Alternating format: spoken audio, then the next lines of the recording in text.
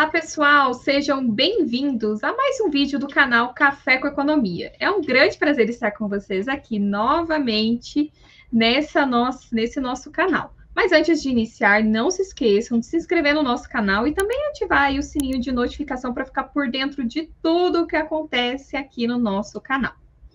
Bom, o tema desse nosso vídeo de hoje é a respeito da invasão da Rússia na Ucrânia. Então, a invasão da Ucrânia pela Rússia, né, e as sanções econômicas impostas pelas principais economias do mundo aos russos ligaram um alerta para mais uma crise mundial. Com recorde nas cotações de barril de petróleo, a Rússia, né, que é a grande produtora e exportadora, a perspectiva de que as nações tenham de enfrentar um aumento ainda maior nas taxas de inflação, que hoje já são pressionadas em muitos países justamente pelo preço dos combustíveis. Mas afinal, como a guerra entre a Rússia e a Ucrânia afeta a economia brasileira? E para responder essas e outras perguntas, o nosso convidado para esse Café com Economia é o economista João Adolfo Colombo. Muito obrigada, João, por você ter aceitado estar aqui conosco. Beleza, Laís. Eu estou sempre à disposição aí. É um prazer falar com vocês. Bom, João, então já começo aqui te perguntando como a guerra entre a Rússia e a Ucrânia afeta a economia brasileira. Bom, uma situação de guerra, com certeza, traz muitas coisas negativas, se não só negativas, né? Mas a verdade é que existem correlações entre fatores aí, variáveis, e pode ser que alguma coisa de positivo ou que tenda a valorizar num aspecto que favoreça esse ou aquele outro país, pode ser que aconteça, né? Então, a gente está aqui despretensiosamente para tentar fazer uma análise justamente dessas correlações aí. O que eu coloco de imediato? A economia, ela está globalizada, né? De forma mundial, tudo muito conectado, então não adianta achar que algo que acontece do outro lado do mundo e que está totalmente fora do contexto, o Brasil, né, uma crise geopolítica que nós não fazemos parte de OTAN, nós não estamos sequer no hemisfério norte, na verdade estamos do outro lado do mundo, né? Então, e ainda assim você vê, é fácil de acompanharmos aí e termos essa percepção de que sofremos alguns efeitos. O mais evidente, claro, o da gasolina, né? Todo mundo tem um carro, tem uma moto, precisa abastecer, de repente se depara com o preço ultrapassando os R$7, uma coisa que a gente jamais iria imaginar. Me recordo de quando oscilava alguma coisa de R$3 para R$4,20, já era motivo de matéria, né? Eu, volta e meia, participo num programa ou outro e falava, nossa, mas aumentou tudo isso para R$4,40, onde é que isso vai? E, de repente, em alguns estados, passar de 8, né? E por que isso acontece também? Então, a gente queria fazer um apanhado geral, não só da Rússia, da Ucrânia, mas também a conjuntura interna nossa aqui. Bom, se o mundo é globalizado, uma coisa que tem livre mobilidade, em economia internacional, inclusive, se fala muito, né, da importância da livre mobilidade de recursos, seria capital e fator humano. A gente sabe que fator humano tem várias restrições, com questão de passaporte, as próprias limitações da cultura, da língua, já seriam por si só impeditivos, mas existem países como os Estados Unidos que chegam a fazer um muro, né, para barrar a questão de imigração. Mas, segundo a teoria, diz que só com a questão da livre mobilidade de capital que os países já tenderiam a se equalizar, né? Ele vê uma oportunidade, o dinheiro, o recurso, e ele acaba sendo transferido para essa outra nação de forma a realizar investimentos e na busca de melhores rentabilidades. Aí, por que eu estou colocando isso aí? Quando acontece a invasão, foi lá no dia 24 de fevereiro. O que é o primeiro impacto que a gente vê? As ações na Bolsa Russa, né, o semelhante ao nosso Ibovespa aqui, caiu 50%. Então, imagina uma fuga maciça de capital, né, um pânico generalizado, os investidores se desfazendo de posições. E vamos entender o que é o comportamento desse fluxo. Você sempre tem os papéis ali dentro, custodiados e regulamentados por o Conselho Específico Nacional, e quando você faz a liquidação, obviamente, então, é na moeda local, né? Uhum. E você, para repatriar, onde é que você esteja, você pode estar no Reino Unido, Estados Unidos, ou no próprio Brasil, Japão, você tem que passar necessariamente pelo mercado de câmbio. Então, quando você pega essa moeda nacional, vai para o mercado de câmbio e faz a conversão, é muita a demanda por dólares, e lá nesse país acaba que a moeda se desvaloriza. Isso aí a gente viu muito acontecer no Brasil, então é fácil já correlacionar ou já pressupor que é isso que aconteceu por lá também. Quando houve aquelas crises com a Lava Jato, o impeachment da Dilma, os escândalos da Petrobras, vendo que o desemprego estava para aumentar e na iminência de uma recessão econômica, por aqui, queda do PIB, que se consolidou por 2 anos consecutivos, existiu essa liquidação de posições e os reais foram para o mercado cambial, converteram em dólar, o dólar elevou, passou lá de R$4, coisa e tal. Tá, mas esse dinheiro vai para onde? Porque ele tem que ser realocado, na verdade. Esse dinheiro, não vou falar que ele é um capital especulativo, mas ele é, de certa forma, de curto prazo e fica rodando o mundo, né, procurando oportunidades.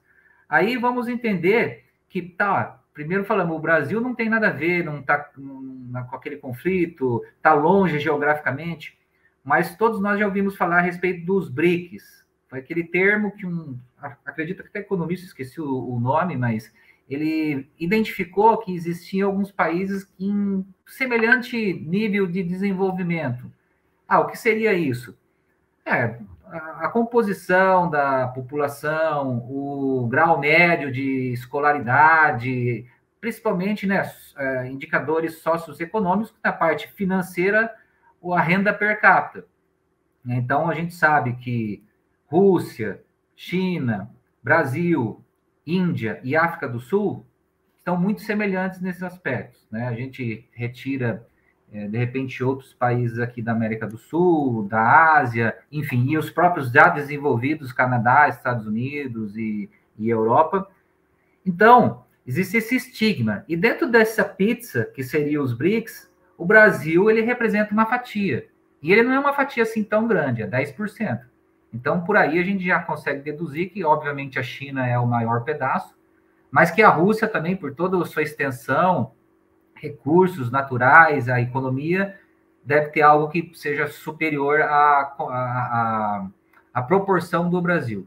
Agora, você imagina essa pizza, você tirando um dos pedaços dela, ou metade dele, porque suponhamos que perdeu metade do valor lá da Bolsa russa e que matematicamente esse dinheiro fosse redistribuído para algum outro lugar, né? Nada se cria, tudo se transforma. Então, ele foi realocado.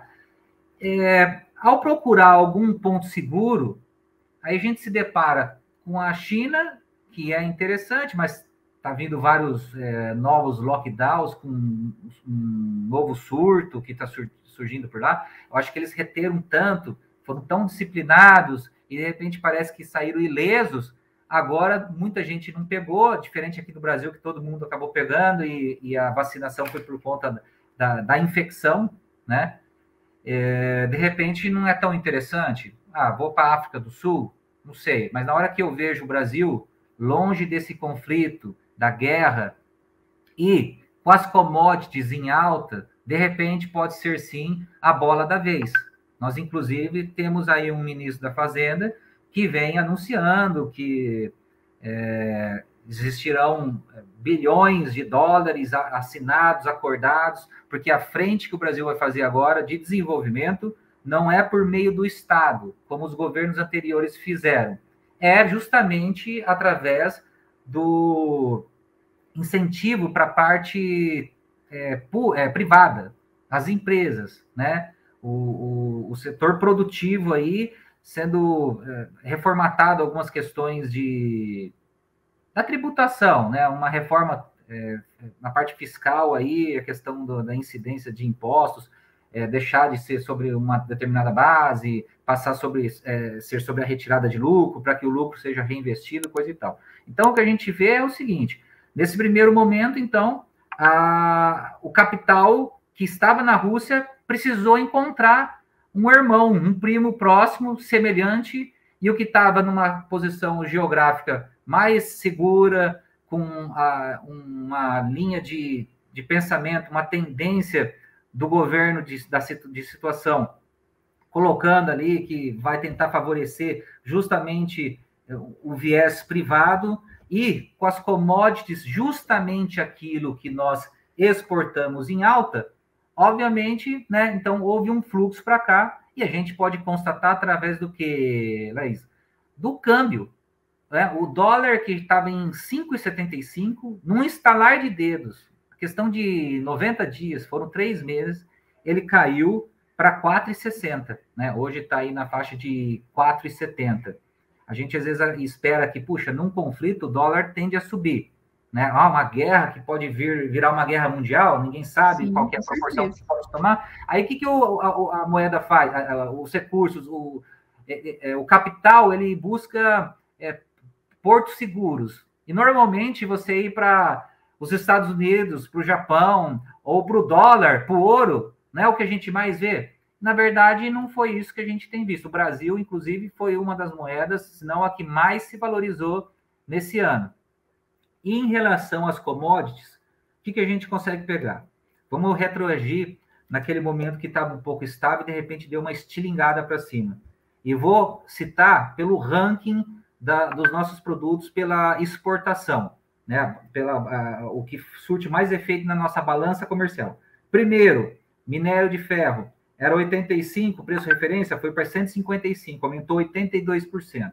Soja, uma alta demanda. Para quê? Alimentação e também ração animal, de 840 para 1.680, aumentou 100%, dobrou de valor. Depois, petróleo, aí já influencia a questão da Rússia, de 65 para 108. Aumentou, então, ao preço de agora, 65%. Vou fazer um parênteses aqui. Nós sabemos que a Rússia ela não participa da OPEP, mas ela é uma das maiores produtoras, então ela consegue interferir. A partir do momento que ela sofre as sanções após a invasão da Ucrânia, automaticamente fica difícil fazer o escopo, a logística, a comercialização do petróleo russo. Não só isso, eles também fazem o refino, né, e combustível e gás. 40% da Europa sendo abastecida pelo gás russo. Então, o que isso trouxe? O aumento, né, dessas commodities, desses insumos, e, consequentemente, uma inflação generalizada a nível global, lá na Europa e todos os demais países, inclusive vindo para cá, que é o que eu já citei, o posto de combustível. Ali, voltando, então, ao nosso ranking. Em quarto lugar, o açúcar, de 10,40 para 20. Mais um parênteses aqui. Em questão ao combustível, nós sabemos que um percentual é misturado o álcool. E também temos, como alternativa, um álcool específico. Eu já trabalhei na Shell, se eu não me engano, o álcool hidratado, né, é aquele que a gente usa no veículo próprio para etanol, e o anidro é o que a gente mistura na gasolina. Se o açúcar se valorizou em 2 anos 92%, o que a gente tende a imaginar? Que fica interessante eu, com a cana-de-açúcar, as usinas produzirem, então, para finalidade de açúcar, não para combustível. Ou ele tem que acompanhar também. Ou, se ele é o peso relativo do preço do final da gasolina nossa aqui, acaba que pressiona para cima. Né? Inclusive, está bem alto, né, nessas últimas, vou colocar 2 semanas, porque é fim de safra.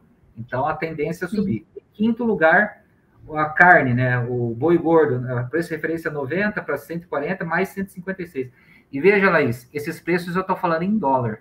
Se você coloca em reais, que aconteceu aquela situação de sair também, há 2 anos atrás, 4,20, para hoje, 4,70, mas chegou a bater 5,85, 39%, né? E eu vejo assim, cá entre nós, economistas, de certa forma, talvez tenham errado na velocidade em que se passou a elevar a taxa Selic.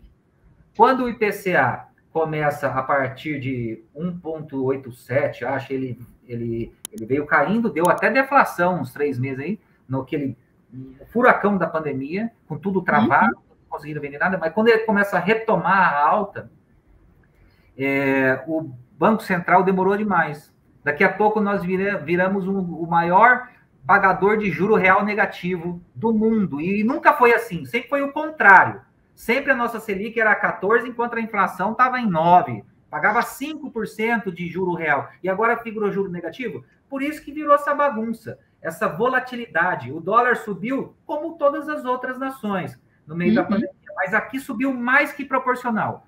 E depois, quando todos caíram, o Brasil não cedeu. Ficou lá nas alturas e ficou caindo, voltou para 4,90, subiu para 5,70, sem direção, né? Andando de lado e uma grande volatilidade. E agora, finalmente, quando elevam a Selic, acima, pouca coisa, mas se comparado com os Estados Unidos, que também acelerou a inflação por lá e a taxa de juros está meio, então aqui virou um local interessante para jogarmos os recursos, né, dos investimentos. Então, você veja, fuga do capital lá da Rússia, os impactos da questão inflacionária com gás, com combustível, por conta do petróleo, e a elevação da taxa de juros, a alta das suas commodities, que muita coisa aqui, praticamente tudo quase que dobrou, é isso que a gente tem visto como reflexos para nós aqui.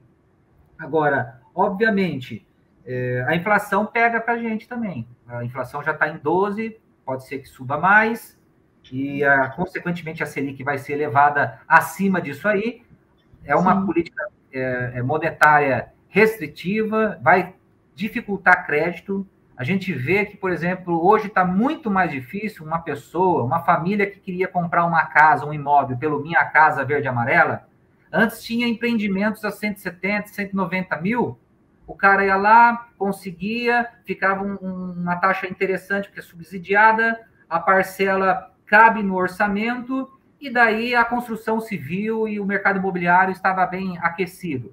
O que aconteceu agora? Elevaram só de 190 na nossa cidade aqui, por exemplo, para 206, e todos os imóveis na planta hoje é a partir de 260 mil reais. Então não consegue mais, você tem que cair no SBPE, que é o sistema normal, que ele acompanha a Selic, então está lá em 9%. A parcela que as pessoas estavam habituadas a alguma coisa de 800, daqui a pouco está agora o dobro, 1.600. Só que o que aconteceu com o rendimento médio do brasileiro, Laís? No meio de toda essa confuseira, houve até uma alta ali num determinado momento. Ó. Antes da pandemia, era 2.715. E daí chegou a passar de 3 mil, porque deu tanto benefício, foram muitos bilhões, né? O déficit, inclusive, foi como resultado 700 bilhões de déficit, porque foi dinheiro dado, crédito concedido, subsidiado e tal. E hoje, como é que está? 2.511. Então, caiu, perdemos 7,5% de rendimento médio no brasileiro. Em contrapartida, a inflação disparou e os juros aumentou. Como que agora eu vou conseguir ter algum efeito positivo, né, uma retomada na construção civil e o mercado imobiliário? Esse é um setor que está sendo muito penalizado. Se você entrar e verificar o valor das ações da Tenda, da MRV, essas empresas que atendem esse público-alvo, estão valendo menos do que no pior dos momentos da pandemia, né? Muito desvalorizadas e os balanços registrando negativo. Então, a gente já começa a apontar o que está dando bom e o que está dando ruim. Está dando bom é aquele que exporta produto do agronegócio, né? Então, a agricultura, a pecuária no Brasil vai bem, obrigado. Aumentou o preço em dólar e o real também é desvalorizado. Eu recebo mais reais quando eu faço a conversão do dólar para reais. Esse aí vai poder comprar mais Hilux, os fazendeiros. Agora, mercado imobiliário complicou para as construtoras, para as imobiliárias, talvez menos negócio, porque dificulta a aprovação de crédito, e para as famílias. A gente tem ainda um grande déficit habitacional, tá? E por mais que o emprego tenha retomado, que a inflação alta, ela ajuda, ela favorece o emprego, principalmente no carteira assinada. Então a gente vê que o CAGED elevou muito, muitas contratações, estado positivo, só que o IBGE não mostra isso. O desemprego era 11, foi para 14, caiu para os mesmos 11 anterior à pandemia. Então não tem muito o que se comemorar ainda, tá? Por mais que tenha sido feito reformas até lá atrás, com o Temer, etc e tal, a gente ainda não está conseguindo voltar ao que era lá em 2015, que era a faixa de 6%, Laís. Isso, em 2015 foi mais ou menos isso, né? E o que mais que eu teria para colocar aqui? Bom, petróleo, de certa forma, em alta, favorece nós em algum sentido? Bom, estamos todo mundo pagando caro, mas a Petrobras é uma empresa mista, que quer queira, quer não, uma parte da composição acionária é do governo. Ele tem 50% daquilo que dá direito a voto, mas no contexto geral, União mais BNDES dá um terço. E está tendo um lucro, né? Foi um lucro recorde histórico, 106 bilhões de reais. Agora, há do que se comemorar com isso? Não muito, porque o lucro, então, 2/3 é investidor e a grande maioria é internacional. Estamos nós pagando um valor alto e estamos mandando dinheiro para fora. Bom, enfim, aqui ainda existem outras questões do Brasil que vem ocorrendo, de privatizações, mas vamos voltar ao assunto da pauta, que é a questão da guerra.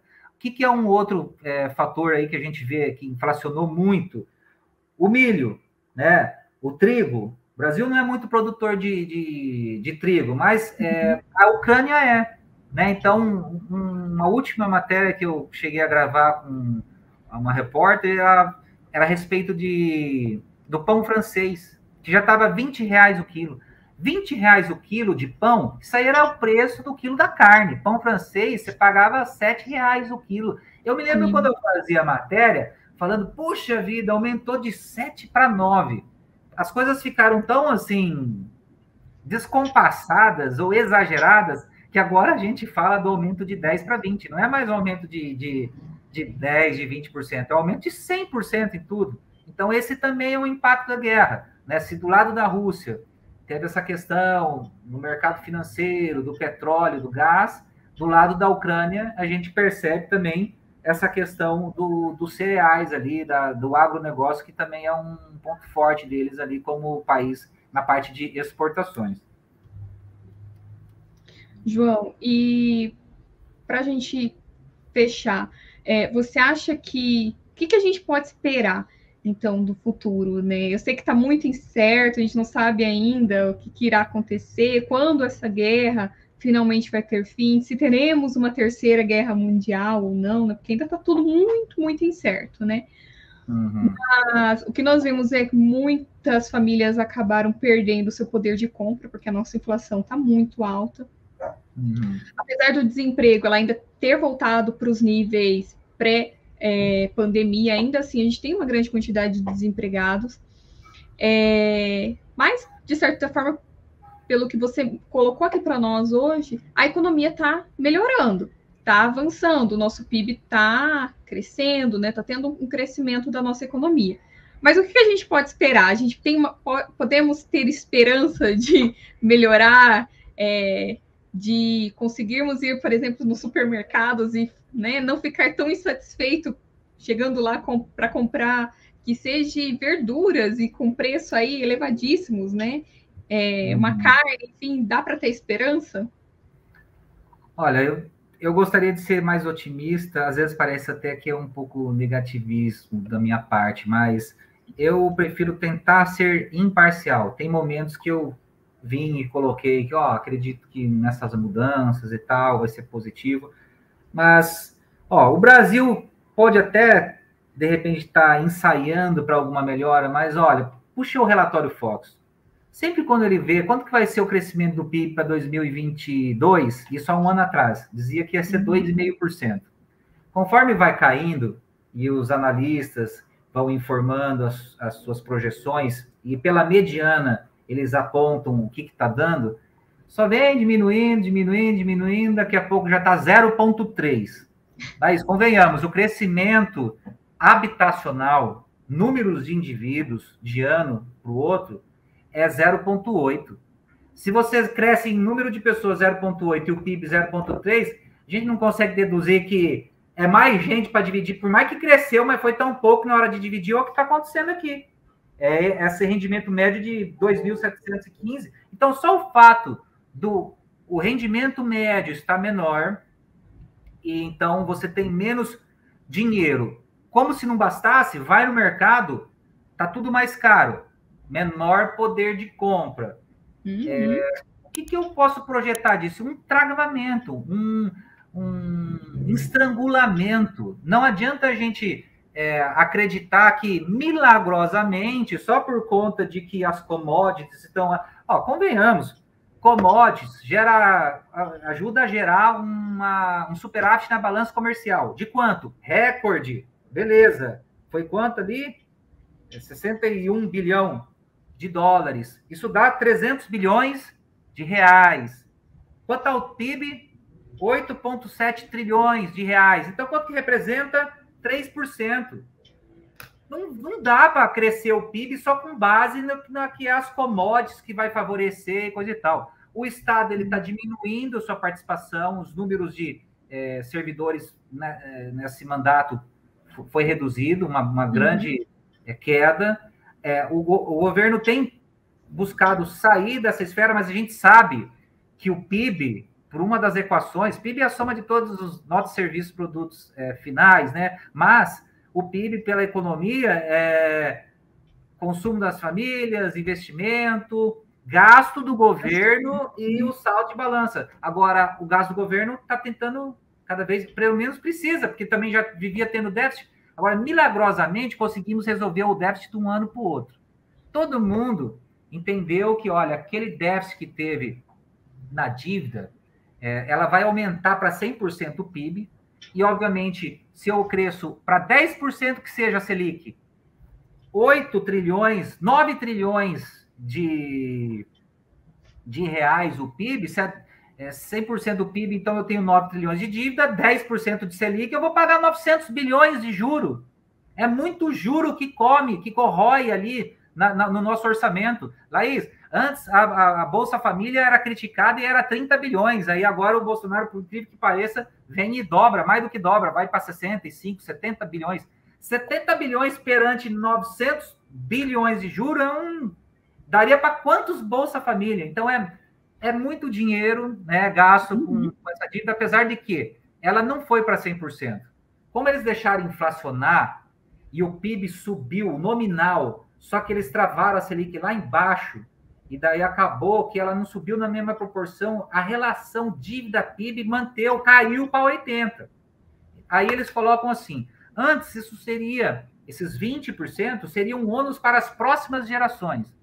E a gente pagou de um ano para outro, né? Se é mais certo ou não, era melhor suavizar ou paga tudo de uma vez. É isso que aconteceu, né? Acabou que cada um pagou de uma forma, perdendo na renda fixa ou nos investimentos, ou com perda do poder de compra.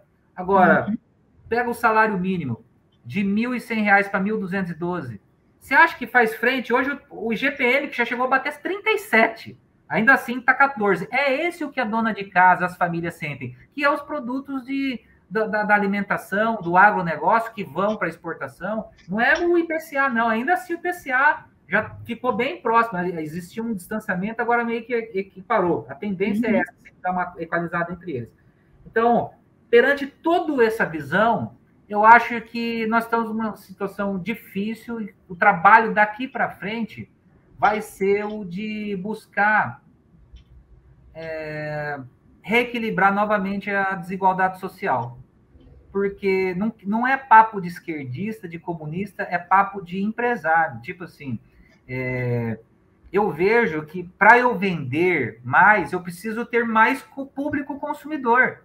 E se eu deixo a base da minha economia com um monte de gente ganhando esses 2.000 e pouco, eu não vou conseguir vender as coisas que eu tenho ali. De repente, ele compra arroz e feijão, mas ele não vai fazer um procedimento estético, ele não vai viajar, não vai fazer um evento para aniversário, para casamento, um monte de outras coisas. Então, assim, infelizmente, nesse processo todo de pandemia e também de guerra e conflitos, que parece que não tem fim, o que a gente tem mais visto é o aumento da desigualdade, porque quem tem patrimônio, eu tenho um apartamento, de repente, quando eu comprei, ele era 300 mil e hoje vale 600. Eu tinha um carro, comprei há 2 anos, paguei 70 mil, hoje vale 100 mil.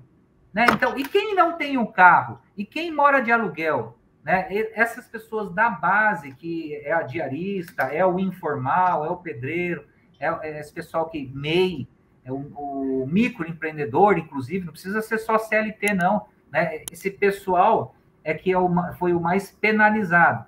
Então, eu acho que o trabalho daqui em diante em relação a nós vai ser nesse sentido. Claro, o Brasil perdeu, em termos de capacidade de pagamento, né, entre os países, ali, com o dólar um pouco mais acentuado, a nossa moeda desvalorizada, mas ele protege de uma forma a nossa indústria, que já é mínima, menos de 10%. Então, talvez agora, com a mão de obra barata e com essa proteção cambial, talvez o momento de algumas políticas que fomentem a nossa indústria, porque não tem. Por que o chinês ganhava 5% do que o brasileiro há 30 anos atrás, e hoje ele ganha 70%, mas não, sei, não esqueci agora, só sei que já ultrapassou. Né? Então, porque ele é industrializado. Na indústria que você tem inovação, que você conseguia produzir um celular em tantos minutos, agora você consegue 2, daqui a pouco você consegue 3. Você vai tendo maior volume, ganhos de escala, valor agregado com tecnologia e coisa e tal. Beleza, somos campeões aí em produção de soja, vamos comemorar, mas seria muito mais interessante se fosse em computadores, em celulares e tudo isso que a gente vê à nossa volta. Estou falando contigo aqui pelo notebook, usando um mouse, aqui está meu celular, aqui está minha HP, e até a luz que está acesa aqui, provavelmente nada disso aqui seja produzido por nós. Então, esse muito seria difícil, um né? De repensar, né, e conseguir trazer, porque lembra quando lá atrás os tigres asiáticos se utilizaram do quê? Da mão de obra barata. Eu sei que na nossa infância, Laís, pegava muito brinquedo lá e estava assim, começou com Made in Japan, daqui a pouco mudou para Made in Taiwan, daqui a pouco já está Made in China.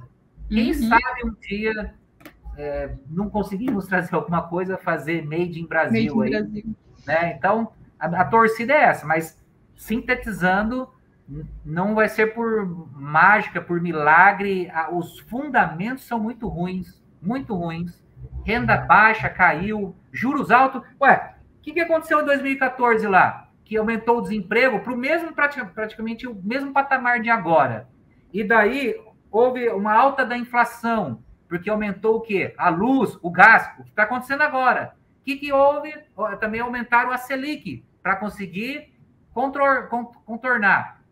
O que aconteceu nos anos depois? 2015, 2016, caiu 3,5% e 3,3%. Somando os dois, deu mais de 7% de queda. Não é que vai acontecer algo nessa magnitude, eu não acredito, mas eu acho que estagflação é só inflação com crescimento zero. E não adianta querer comparar nós com os Estados Unidos, não. Ai, mas lá também está subindo 8,5%. Quanto que cresceu o último trimestre, Laís? Cresceu 6,9%. Nós estamos lascados aqui. O nosso cresce 1, os deles cresce 7. Eu ia estar nem aí. Pode inflacionar se está aumentando o meu ganho aqui também, tá bom. Sim, então, exatamente. É difícil. Nós estamos, não é de agora, não. Já estava difícil para o Brasil desde 2014. E é uma história sem fim. A gente vem se arrastando e agora ficou um pouco pior. Tem que pensar muito com a cabeça no lugar e esse governo aí dá sequência nas reformas tributária, administrativa, já vem fazendo alguma coisa, tem muita coisa de boa a enaltecer, mas tem que ir além, porque senão a gente vai ficar nessa o resto da vida. Eu acho que se pegar aqui as últimas 2 décadas e tirar a taxa efetiva, deve dar crescimento de 1 ponto alguma coisa por cento. Enquanto os outros aí crescendo 6, 7, 5, 3, que fosse 2, nem 2 a gente consegue, né? A gente tem que caprichar um pouco mais aí, o Brasil merece. Tem muito recurso natural, tem gente em abundância, fomentar o nosso consumo interno, porque olha a China lá, não tá com um monte de miserável, não, eles têm ali uma estrutura, shopping, todo mundo tem casa, sobra casa, da construção civil, né? Então, vamos ter que pensar, pegar coisas aí, fazer a técnica do espelhamento. Talvez veja o que deu certo nesses outros países de uns anos para cá e adotar para nós aqui. Eu acho que é exatamente. Aqui, querendo ou não, a gente tem uma agricultura muito forte.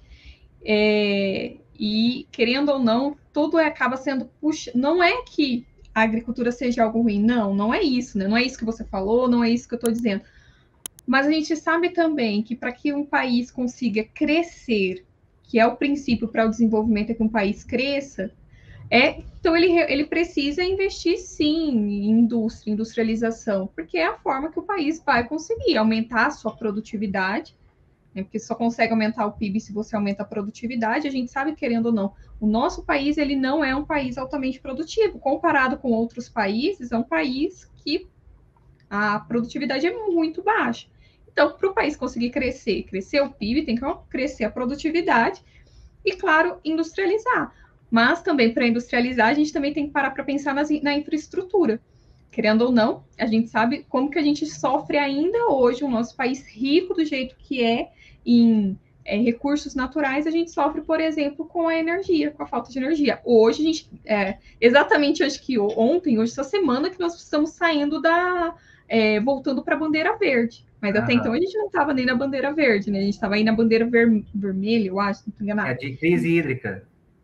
Isso, exatamente. Bandeira preta. Exatamente. Então, olha só, como que a gente vai aumentar a industrialização se a gente não consegue nem ter os recursos para isso? Então, também tem que ser pensado realmente nesses setores, né? Que energia elétrica é um fator aí essencial também. Mas, João, agradeço pelas suas colocações e tomara que nós consigamos realmente crescer, que a gente consiga passar por mais essa crise, que tudo comece a se resolver e que as pessoas, né, todas as classes, sofram menos com essa guerra e com as crises que tem aí por vir. Então, eu agradeço você por ter participado, por ter aceito o convite para participar aqui conosco. Beleza, Laís. Fico sempre à disposição. Quem quiser nos acompanhar aí lá no Instagram, João Adolfo 81. Volte e meia eu dou alguns pitacos e solto umas informações que acho interessante de monitorar. Justamente isso do universo do economista é PIB, preços de commodities, inflação, a Selic, a taxa de desemprego, né, pelo IBGE e o CAGED, são coisas bem interessantes a gente pontuando de uma forma recorrente. Então, obrigada, pessoal. Agradeço por ter nos acompanhado até aqui e até o próximo vídeo do canal Café com Economia. Até mais!